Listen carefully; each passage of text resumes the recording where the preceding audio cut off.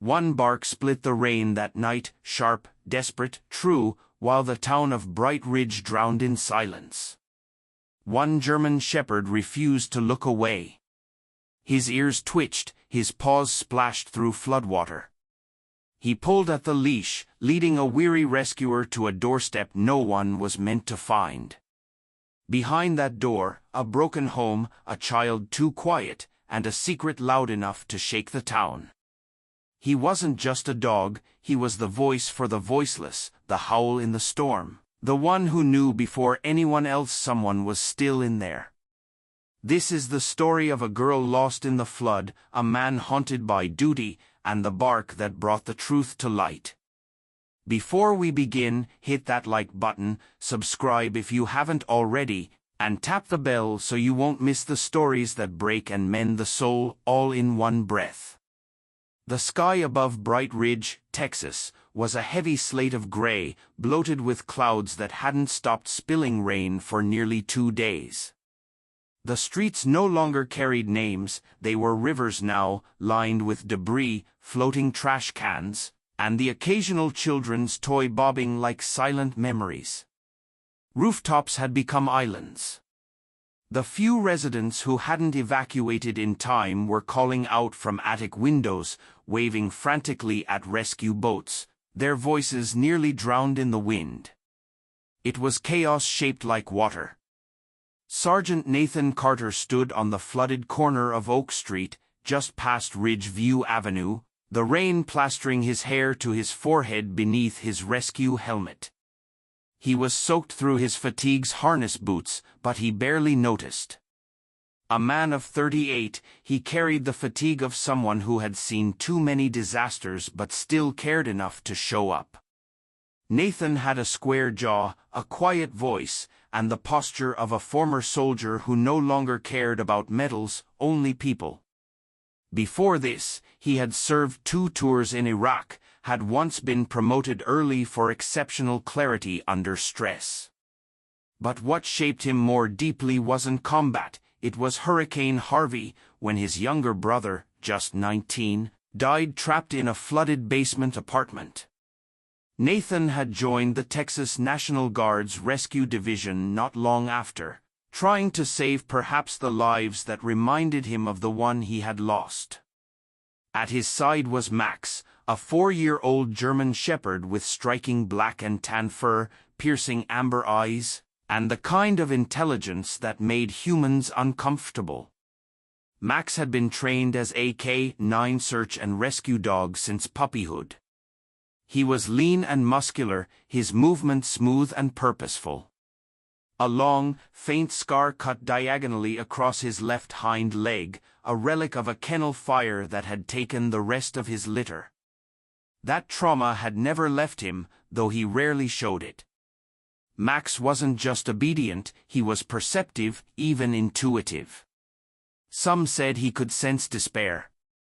Nathan didn't argue. Max had once found a missing teenager in the woods just by catching a shift in wind. Oak Street was almost cleared. Nathan's team had spent the last 40 hours helping evacuate houses marked in blue spray paint. Each house with an X indicated it had been searched and cleared. Most of the homes were older, single-story wooden structures with sagging porches and rusted wind chimes. Oak Street in particular was low-lying, it was among the first to flood when the levee failed. Nathan's radio crackled, "Command to all units, secondary levee breach predicted in 25. Finish sweep and pull out. I repeat, 25 minutes." He pressed his mic, "Copy." Oak Street almost clear, finishing last row. Max padded silently through the ankle-high water beside him. His harness was strapped tight, a short tether clipped to Nathan's belt loop. The dog's ears twitched with every splash, every gust. Nathan trusted Max's senses more than the radio. Despite the command to withdraw, Nathan glanced down at his laminated neighborhood map. Each home had a check mark, except one, number 317 Oak Street. Odd. It had no notation. He narrowed his eyes and looked up. "Max," he said softly. The dog stopped. They stood now at the mouth of a narrow driveway choked with muddy water and a floating plastic cooler. House 317 sat crouched between two larger, more modern houses. It was an old wood frame building, its paint peeling, its porch sagging. From a distance, it didn't look any different from the others. Nathan squinted. "That's strange." He raised the radio again. "Command, this is Delta Team 1. Property on Oak appears unmarked. 317, map says cleared, but no visible confirmation on site." A pause. Then, 3. "Hold on. Marked as checked yesterday by Bravo Team. Could be missing paint. You're low on time, Carter." "I'll make it quick," Nathan said, and clipped the radio back onto his vest. Max pulled slightly at the tether. Then he stopped, ears suddenly rigid, his tail dropped, body tensed. And then he barked. One sharp, commanding bark, then another, and another, 3 in total, loud and urgent, echoing over the water like warning bells. Nathan froze. Max rarely barked unless he was absolutely sure of something.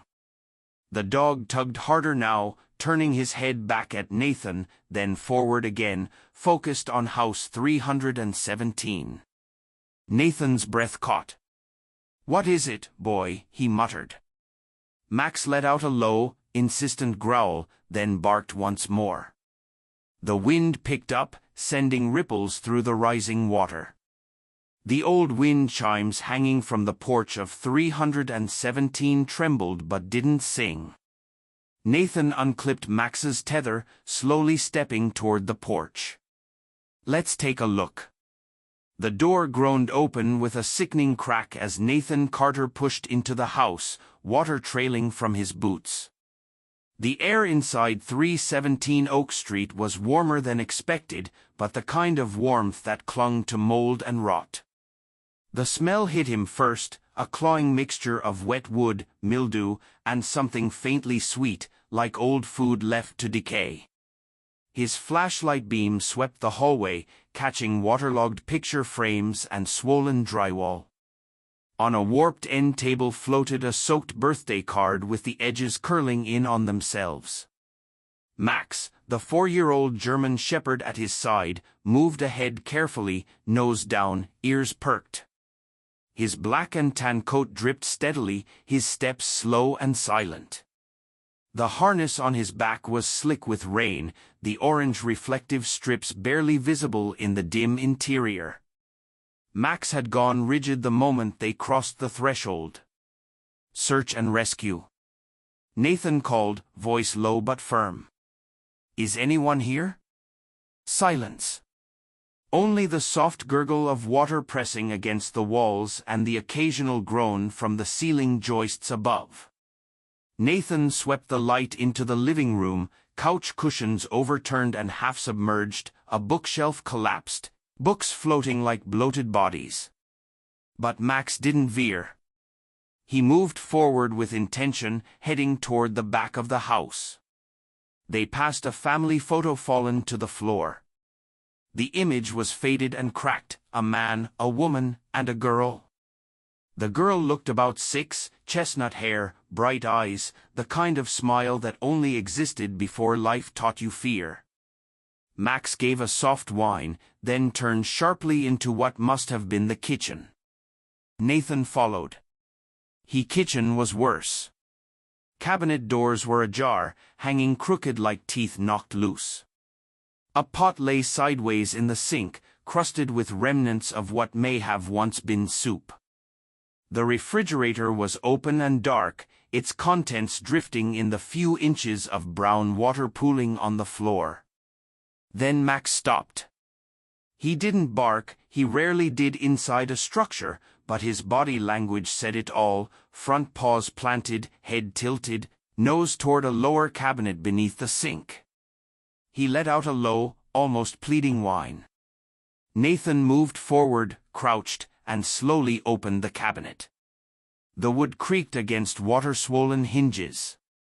Inside, curled up tightly, was a little girl.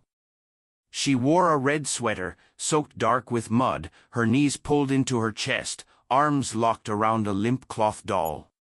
Her chestnut hair clung to her cheeks in wet strands. Her lips were pale, the edges tinged bluish. She didn't blink. She didn't speak. But her eyes, wide, unblinking, locked on Nathan's as if trying to remember what another human being looked like. Nathan's breath caught. He pulled off his rescue jacket, the inside still dry. With the careful precision of someone handling something far too fragile, he wrapped the jacket around her and lifted her out. She was ice-cold but pliant and far too light. Max moved in close, sniffed gently at her hand. She didn't react, but didn't recoil either. Nathan adjusted his grip and held her close. "I've got you now," he whispered. "You're okay." He turned toward the door, Max close behind. The wind outside now howled louder than before. Rain lashed against the windows as if trying to get in. As they stepped onto the porch, the force of the storm nearly shoved Nathan backward. The girl's small frame fit against his chest like a shadow. He took 2 steps into the floodwaters that now reached just below his knees. Then Max growled. A split second later, he barked, sharp, panicked, twice in a row. Nathan turned his head instinctively. A thunderous metallic groan echoed from the street. In the distance, a massive billboard, one of those old roadside advertisements bolted to rusted poles, had broken free. The wind caught it like a sail, twisting it in midair as it came hurtling across the flood. Time stretched and then snapped. Nathan had a half-second to react. He spun, body shielding the girl, lowering himself slightly. Max lunged to the side, barking again, louder this time. On the rooftop across from them, a man stood in a yellow poncho, clutching his smartphone. He had short salt-and-pepper hair, a lean build, and the shaky posture of someone unused to chaos. His name was Harold Monroe, a retired high school chemistry teacher who had refused to evacuate because his wife's ashes were still inside the house behind him. He had a habit of documenting everything: storms, birds, traffic lights that flickered weirdly. So when he saw the soldier, the dog, and the little girl walking out into the flood just as the billboard came flying through the air, he did what he always did: he hit record. He never expected what he filmed would go viral. The rain had finally stopped. For the first time in days, the skies above Bright Ridge held a watery light, filtered through thin clouds like the eye of a tired god. The town still drowned in places, cars marooned on front lawns, windows boarded and marked with blue spray paint, fences half swallowed by brown tide water. But the worst had passed, for now. Inside the Bright Ridge Elementary School, converted into an evacuation and medical center, a long hallway smelled of antiseptic and wet clothing. In a small medical bay off the west wing, behind a plastic curtain, Emily Dawn sat wrapped in a gray blanket on a cot too large for her. The fabric sagged around her like a nest. Her red sweater had been replaced by a donated cotton shirt, slightly too big, the sleeves rolled awkwardly to her elbows. Her soaked doll, washed and dried, rested beside her, with its missing button eyes stitched loosely back in place. She didn't cry. She didn't ask questions. She sat quietly, eyes glassy, occasionally tapping her fingertips, 3 soft beats against her knee or the edge of the cot. Tap, tap, tap. Always 3, never more. She hadn't said a word since arriving, not until Nurse Camila Ortega, a gentle-voiced woman in her early 40s with thick black curls pulled into a bun and dark, observant eyes, knelt beside her and softly whispered, "Is there anything you want to tell me, sweetheart?" The girl didn't speak right away, but after a long pause, she leaned slightly forward and whispered, in a voice that seemed to come from someplace too old for 6 years of life, "Mom said, don't follow." I listened, so I stayed. Camila blinked, startled, but nodded. "You were very brave," she murmured. Down the hall, Sergeant Nathan Carter leaned against the wall near the nurse's station, arms crossed, still in partial uniform, his jacket gone, pants and boots drying slowly under a ceiling fan. His dark brown hair clung to his forehead in damp waves. Beside him, Max lay on the linoleum floor, head resting on his front paws. The dog's eyes remained open, ears flicking toward every hallway footstep. Nathan had said little since the rescue. He had submitted the incident report, given his account to the coordinator, and then stayed, something no one expected or asked of him. But he hadn't left, not even to sleep. "Nathan," Camila said as she stepped out of the curtain-draped bay. He spoke. He looked up sharply. "What did she say?" The nurse hesitated. "She said her mom told her not to follow, so she stayed." Nathan's jaw tightened. He nodded once, said nothing. 3 days passed. Emily remained at the shelter, eating little, sleeping in fits, always clutching the doll. Volunteers tried to engage her with storybooks, puzzles, simple games, but she kept to herself. Only Max, when allowed near, seemed to offer her some kind of calm, his presence like a silent anchor in a drifting world. On the afternoon of the third day, a dark blue SUV pulled into the school parking lot. It bore no visible signs of urgency. From the passenger side stepped a man in his late 30s, tall, with short sandy blonde hair, wearing a wrinkled dress shirt and jeans too clean for flood conditions. His movements were stiff, anxious. He looked around quickly, as if unsure of where to go. On the driver's side, a woman emerged, slender, early 30s, with highlighted hair tied in a high ponytail, sunglasses that covered half her face, and a cream leather handbag slung over one shoulder. She checked her phone before even closing the car door. Ryan and Melissa Dawn had arrived. At the front desk, they gave their names. A volunteer led them down the hall. Nathan saw them before they saw him. His eyes narrowed. Max lifted his head. The couple stopped outside the bay, and Melissa finally took off her sunglasses. Her eyes were dry. "Emily," Ryan called softly, voice cracking. The little girl looked up from her cot. She didn't run to them. She didn't smile. She sat still for a long moment. Then slowly, she rose, walked 3 quiet steps to her father. He bent slightly, unsure whether to kneel, hug, or pick her up. Before he could decide, Emily lifted her hand and tapped his shoulder, once, twice, 3 times. Tap, tap, tap. Then she stepped back. Ryan froze. "Emmy," he said. Melissa crouched and reached for her daughter, lips pulled into a practiced smile. "Mommy missed you, baby." Emily didn't respond. Nathan stepped forward. "Where were you the last 3 days?" Ryan looked up, clearly startled. "Who are you?" "Rescue unit." "I found your daughter." Melissa stood slowly. "We were trapped on the highway. We couldn't get a signal. Traffic was insane." Nathan tilted his head. 3 days. "It was complicated," Ryan said, his voice sharper now. Nathan didn't reply. He just looked at Emily, who had retreated to her cot. She tapped the edge again, 3 times. After a short conversation with the coordinator, the couple was allowed to take Emily home under temporary supervision. As they walked down the hallway, Emily looked over her shoulder once, toward Nathan and Max. She didn't smile, but she nodded. Max stood up, tail wagging faintly. Nathan didn't return the nod.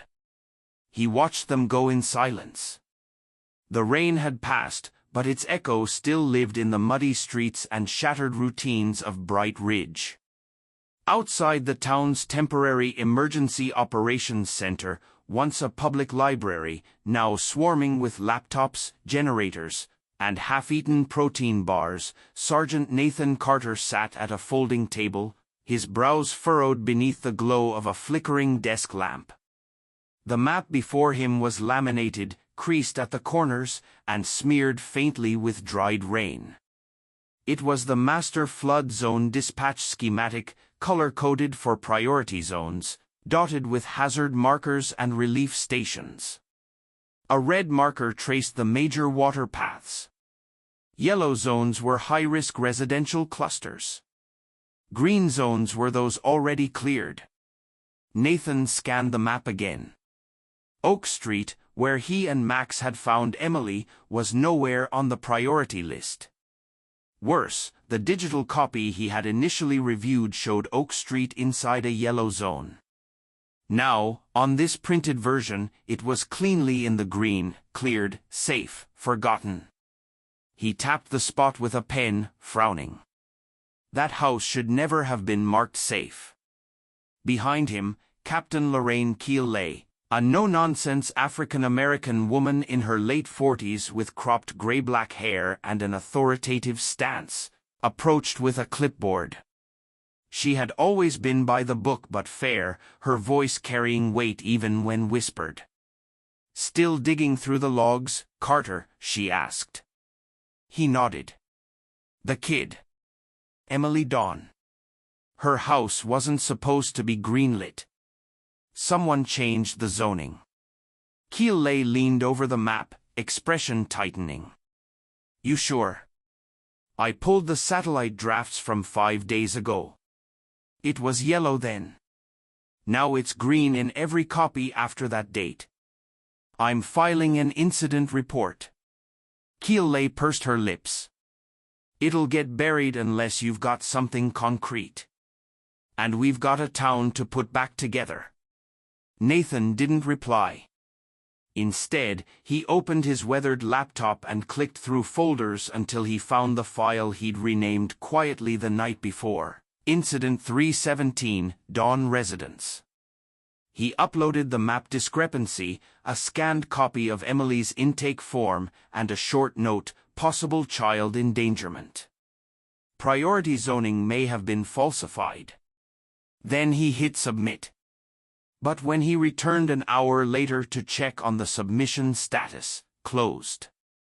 No action required. Max, who had been napping beneath the table, stirred slightly, letting out a low grunt. The dog's normally alert posture was slouched, his ears, always attentive, drooped. Nathan noticed immediately. "You okay, buddy?" Max didn't answer, of course, but his tail gave a faint wag.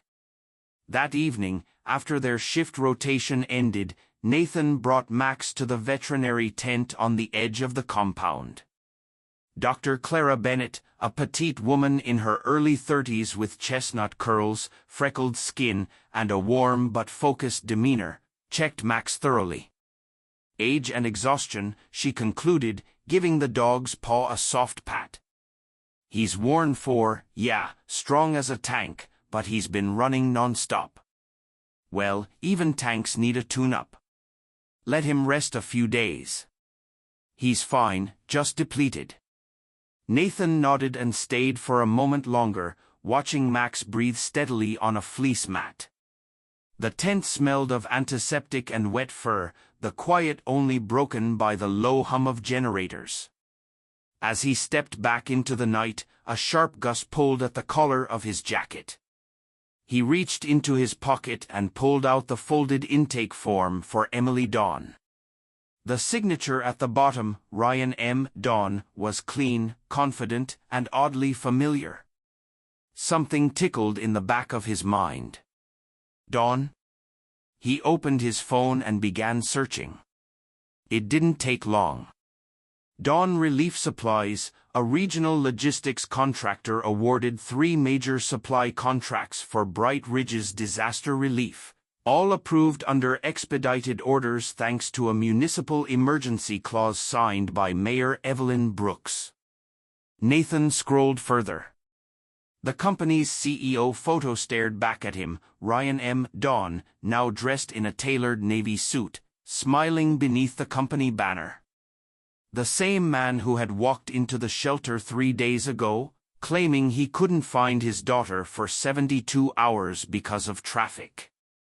Nathan's pulse slowed. He leaned back on the bench, hands folded together, eyes narrowed. There was no traffic that lasted 3 days, not with his kind of clearance. He pulled up the city's public records database. Evelyn Brooks had been mayor of Bright Ridge for nearly 6 years, a woman of charm and well-rehearsed compassion, 56, with immaculately styled hair, always seen in clean suits and perfectly timed photo ops. She had spoken at every press conference since the flooding began, using phrases like unshakable resilience and a city of neighbors. Nathan watched one clip again, this time focusing not on what she said, but who stood behind her, the faint frame of a man in a gray suit, arms crossed, head slightly lowered, Ryan Dawn, front row at her side. He exhaled slowly. This wasn't a coincidence. Nathan grabbed his notebook and jotted down 3 names, Emily, Ryan, Evelyn. Then below it, one more, Max, off duty, 3 days rest. His eyes fell on the last name. Max had been his partner through mudslides, hurricanes, and apartment fires. But now, for the first time, Nathan felt the weight of being alone. He looked up at the map again, the laminated creases catching the light. Somewhere in those lines was a story someone didn't want told, and Nathan Carter wasn't done asking. The next morning in Bright Ridge was heavy with fog, the kind that clung to windows and dampened even the sharpest sirens. Nathan Carter walked along the gravel path leading to the back entrance of the Bright Ridge Sentinel, a modest 2-story brick building that had survived 3 renovations and 1 fire.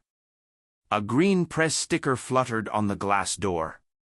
Inside, past filing cabinets and a mess of stacked newspapers, he found her, Sarah Hayes, the town's only real investigative journalist. Sarah was in her late 30s, tall and lean, with narrow shoulders and sharp gray eyes that missed nothing.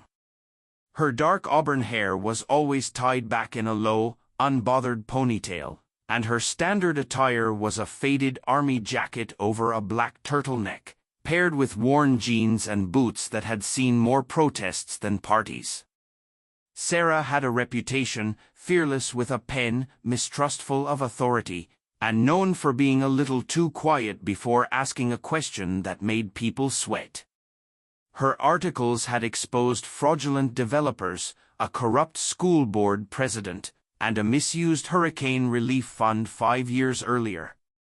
People either admired her or avoided her, often both.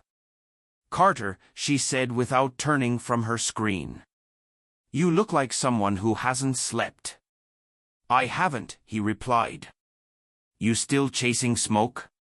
"I chase fire," she said, finally glancing up. "What do you have?" Nathan handed her a flash drive, map zoning discrepancies. Names. Contracts. Mayor Evelyn. Ryan Dawn. And Emily, the girl we pulled from Oak Street. She said something strange. Sarah inserted the drive and began scanning the folders. "Strange how," she repeated.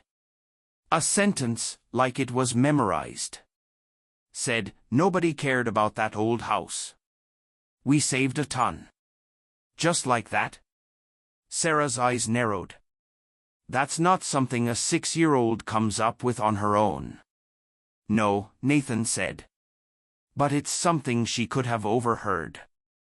They moved into her tiny back office, wallpapered with articles and photos of Bright Ridge through decades of floods, fires, and ribbon cuttings. A coffee pot in the corner burbled beside an old microwave. "I've been following the Dawn contracts for weeks," Sarah said, opening another folder. They came out of nowhere. 3 contracts in 1 month, all pre-approved under emergency clause waivers signed by Mayor Brooks. Nathan leaned against the wall. "That's too fast, especially for a town this size. Which is why I requested internal city memos last week," she said. "I got a reply from someone who wants to talk, Lisa." Sarah pulled out a yellow sticky note with a scribbled address and name. "She works at city planning. Claims she has audio from one of the closed-door meetings between Brooks and Ryan Dawn. She said, and I quote, 'This whole town's about to drown in lies.'" Nathan stood straight. "Let's go." Lisa lived in a small townhouse in the northern part of town where floodwaters had barely licked the sidewalk. She was in her late 20s, petite, pale, with nervous green eyes behind round glasses. Her dirty blonde hair was tied into a bun, and she wore a simple gray sweater, sleeves pulled down to her fists. "I'm not supposed to talk to anyone," Lisa whispered, ushering them into the cramped living room. "But I couldn't sleep. I heard what happened to the girl, and they don't care. You know, they said it outright." She handed Sarah a small flash recorder and pressed play. Nathan and Sarah leaned in. A man's voice, confident, smooth, undeniably Ryan Dawn. The fewer addresses on that list, the bigger the margin. These outer sectors, they barely bring in tax revenue. No one's going to miss a few abandoned homes. Then the mayor's voice, firm, calculated, "Just make sure the documents show those zones as safe. We'll push through the orders. No one's going to double-check once the headlines calm down." Silence. Nathan sat back, anger pooling behind his eyes. They left people out on purpose. To save money. Lisa nodded. They called it streamlining. I call it murder by paperwork. Sarah copied the file to her laptop and backed it up to the cloud immediately. "I'll write it, but I need more. I need faces, testimonies, victims." Nathan exhaled. "Emily's not ready, but I'll find others." As they left Lisa's house, Sarah paused at the sidewalk. "You know, this is going to blow a hole in City Hall." "Good," Nathan said. "They buried a neighborhood. Now let's dig it up." The morning the story aired, Bright Ridge felt like it had cracked in half. The headline blared across every screen and newspaper in town, "Dark Corner, when flood maps lie." Sarah Hayes's voice narrated over drone footage of the neglected Oak Street district. Shots of warped floorboards and drowned staircases, the trembling voice of Lisa recounting her secret recordings, and an overlay of Emily's eerie sentence, "Nobody cared about that old house. We saved a ton." By noon, every cafe, gas station, and waiting room was tuned in. City Hall closed its doors. The mayor's office issued a vague press statement, but it was already too late. Sarah sat at her usual spot in the newsroom, exhausted, her fingers trembling over her keyboard as she drafted the follow-up. Her inbox overflowed with tips, threats, and support. She had faced backlash before, but never this fast, never this loud. The only thing louder than the public's outrage was the silence from those in power. Meanwhile, Nathan Carter stood alone in the gear shed behind the emergency command post. He was packing up Max's harness, folded maps, and his badge. He hadn't even been called in, just a sealed envelope slid under his door that morning, effective immediately. "You are reassigned to Western Sector 12. Report within 48 hours." No thank you, no explanation. He knew what it meant. Max, now slightly recovered but still limping, rested on his side nearby. The 4-year-old German Shepherd had regained some of his strength but not his full stamina. His amber eyes followed Nathan's every movement, ears twitching at the sounds of approaching voices. A gentle knock at the open shed door startled both of them. It was Sarah. They pulled you, she said flatly. Yeah. She stepped inside. Her hair was a mess from the wind, her jacket wet from the drizzle.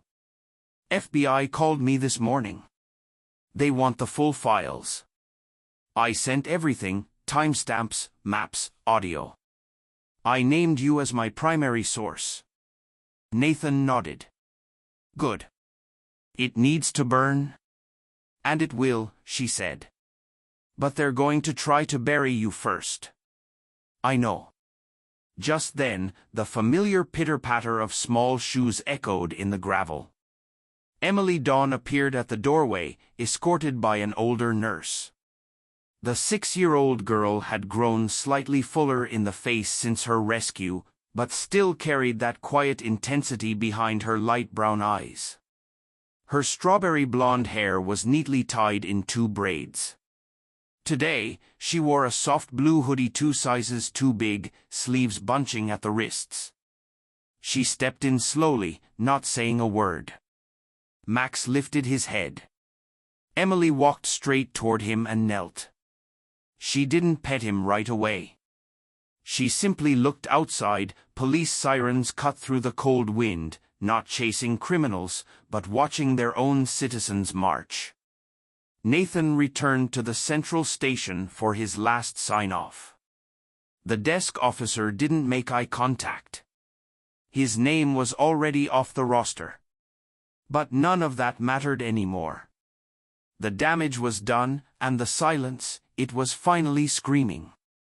The air was heavy that morning, not with rain, but with the kind of quiet that lingers before something final. Bright Ridge's sky had lost its storms, replaced by pale sunlight filtering through thin, broken clouds.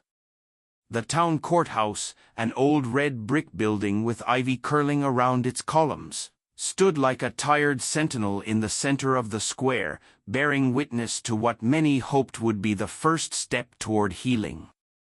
Inside Courtroom B, every seat was taken. Locals, journalists, and silent watchers filled the pews. On the front row sat Sarah Hayes, her auburn hair pulled back into a no-nonsense ponytail, gray eyes sharp yet tired behind thin-framed glasses. Dressed in a dark blazer and worn jeans, she took notes by hand, her knuckles white around the pen. Beside her was Nathan Carter, recently returned to Bright Ridge on temporary leave. He wore a clean uniform, though unofficially more in solidarity than duty. His jaw remained tight throughout the proceedings. At the prosecution table, the assistant U.S. attorney, Grace Whitmore, a composed black woman in her early 50s with silver-streaked hair and precise movements, stood to deliver the final summary. Her voice didn't rise in anger, it didn't need to. Every word she spoke landed like a stone.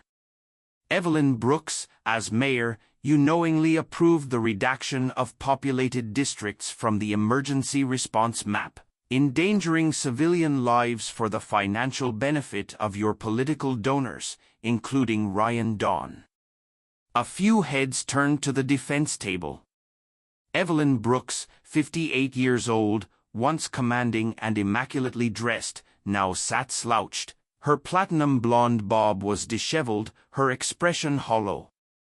Her pearl earrings were gone. So was her posture. Beside her, Ryan Dawn looked equally diminished. The 45-year-old man, once the polished face of Dawn Relief Supplies, now wore a rumpled gray suit and handcuffs. His eyes darted between his lawyers and the judge, sweat forming at his temples despite the air conditioning. Despite the cool courtroom air, in the back row, Melissa Dawn sat alone. Emily's mother, around 40, with pale skin and sunken features, wore a plain beige dress and stared into her lap. She never looked up. The judge, a heavy-set man in his 60s with stern eyebrows and a gavel worn smooth by years of use, read each verdict aloud. For Evelyn Brooks, 12 years in federal prison. A soft gasp swept through the room. For Ryan Dawn, 15 years in federal prison and full asset forfeiture. Ryan closed his eyes. No words. For Melissa Dawn, 5 years suspended sentence with probation, conditional upon psychological counseling and surrender of all parental rights. A stillness followed, not silence, just the kind of deep, collective breath that a town takes when the weight of injustice begins to lift. Despite the cool courtroom air, in the back row, Melissa Dawn sat alone. Emily's mother, around 40, with pale skin and sunken features, wore a plain beige dress and stared into her lap. She never looked up. The judge, a heavy-set man in his 60s with stern eyebrows and a gavel worn smooth by years of use, read each verdict aloud. For Evelyn Brooks, 12 years in federal prison. A soft gasp swept through the room. For Ryan Dawn, 15 years in federal prison and full asset forfeiture. Ryan closed his eyes. No words.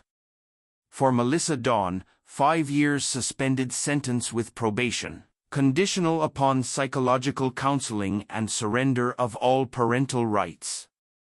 A stillness followed, not silence, just the kind of deep, collective breath that a town takes when the weight of injustice begins to lift. A new beginning.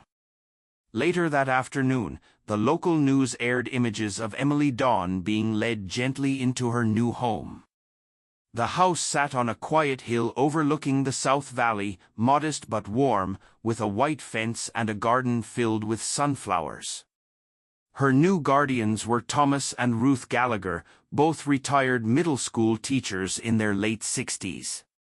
Thomas, a tall man with soft eyes behind thick glasses, once taught geography. Ruth, with short, curly gray hair and a voice like soft wool, had spent 30 years teaching literature and art. They never had children of their own, but the moment they saw Emily's picture, they knew. Emily, now dressed in a light lavender dress and a blue cardigan, didn't cry when she arrived. She simply looked around the living room, then at Max, whom Nathan had brought for the visit, and said softly, "It's quiet here." Nathan nodded. "It's safe here too." Max, still recovering but wagging his tail, leaned into her leg as she sat down. The 4-year-old German Shepherd, with his signature black and tan coat and worn eyes, still seemed to sense her mood better than any adult. Days passed. Emily began to sleep through the night, no more sudden cries, no repeated whispers. She ate full meals, painted during the day, and once again smiled, though rarely with teeth. Her favorite place was the art corner Ruth set up in the back room, where the sunlight streamed in. Around 3 p.m. one afternoon, she presented them with a painting. In it was Max, standing on a patch of green grass beneath a brilliant blue sky. Behind him were rooftops and trees, all painted in calming pastels. On one side of the canvas, in bold crayon strokes, she had written, "The Safe Place." Thomas quietly framed the painting a week later. It hung in the children's section of the Bright Ridge Public Library next to a small brass plaque that read, "In honor of all who choose to hear the silent." When Sarah passed by the library and saw it, she stood still for a long time, her expression softened, not just from pride, but something deeper, a reminder that even when justice is won, restoration takes time. Back at the Gallagher home, Ruth sat with Emily on the porch swing. "Why did you paint Max in the green place?" she asked. Emily looked up, her strawberry blonde hair tousled in the breeze. "Because green means rescue," she said. That's where he found me. The sun had finally returned to Bright Ridge, not just to its skies, but to its spirit. It poured gently across the rooftops and into the once silent town square, where laughter could now be heard rising above the rustle of new leaves and the hum of rebuilding. On the edge of town, nestled on a gently sloping hill above the riverbank, stood the newly built Ridge Resilient Center. A place that had once been only a line on a grant proposal and a whispered dream, now it stood proudly, its wooden walls painted in earthy greens and bright whites, with the word Hope carved above the door. Nathan Carter, now wearing a faded navy t-shirt with the center's logo and cargo pants with deep pockets, always filled with bandages, whistles, and dog treats, stood at the edge of the training field. At 38, Nathan had grown more weathered, but in a way that seemed carved from purpose rather than wear. His once grim demeanor had softened, not dulled, but made warmer, more approachable. In his eyes was still the storm, but now it had passed. Now there was space for light. Beside him, Max, now 5 years old, trotted confidently with a red service vest strapped across his muscular body. His black and tan fur gleamed in the sun, and though the scar on his hind leg remained, it was less a wound and more a badge Max had earned it. He was no longer just a rescue dog, he was a teacher. He led a group of kids through obstacle drills, showing them how to crawl under tables, bark for help, or stay still in rising waters. Among the children was Emily, now 7. She had gained a bit of height but still wore her hair in the same loose strawberry blonde braid. Her cheeks had color now, and her laughter came freely, even while her feet kicked up dust in the training yard. She wore a handmade paper crown and a sash that read "Flood Hero" in crayon. In her hand fluttered a small flag made from an old coloring book page. She waved it like a general leading troops into kindness. The center had grown fast, funded in part by a string of donations following the airing of Sarah Hayes's documentary series, Dark Corners No More. Sarah herself visited often, dressed in the same olive field jacket and jeans, her auburn hair now showing a few stubborn streaks of silver. She had become something of a local legend, a woman whose sharp gray eyes had once searched for corruption, now softened in the presence of children, often kneeling to show them how to record their own stories using handheld cameras and journals. One afternoon, a letter arrived. It was carefully folded and marked with purple ink in a child's script. Nathan opened it while sitting on the center's porch, Max's head resting beside his foot. Inside were a few words and a drawing. "I drew our old house again, but this time I painted it green because I think it deserves to be saved, just like me. Emily." The drawing was crayon and watercolor, messy and full of life. It showed the little house on Oak Street, no longer gray and crumbling, but full of vines and blossoms, with birds on the roof and Max in the yard. Nathan held the paper a long time. He didn't speak, just stroked Max's fur slowly, the wind rustling nearby wind chimes that Sarah had hung on the porch. Later that evening, Thomas and Ruth Gallagher, the retired school teachers who had adopted Emily, arrived for a parent workshop. Thomas was tall and lean, with round spectacles and an endless pocket of dad jokes. Ruth was shorter, her silver curls always tucked into a sun hat, eyes twinkling with quiet authority. They greeted Nathan with warm handshakes and brought fresh lemonade for the kids. As the sun began to lower, casting the whole field in amber, Nathan gathered everyone for the final circle of the day. Children sat cross-legged, their faces flushed and smiling. Sarah stood at the edge, recording the moment.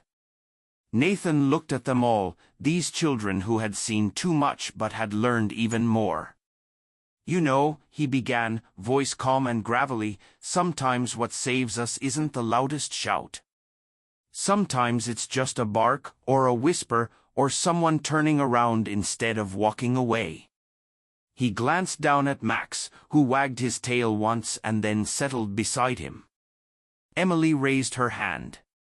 "Like you and Max did for me." He nodded. "Exactly like that." As laughter and chatter resumed, Emily sprinted toward Max and threw her arms around his neck. The dog let out a low woof and licked her cheek, making her giggle uncontrollably.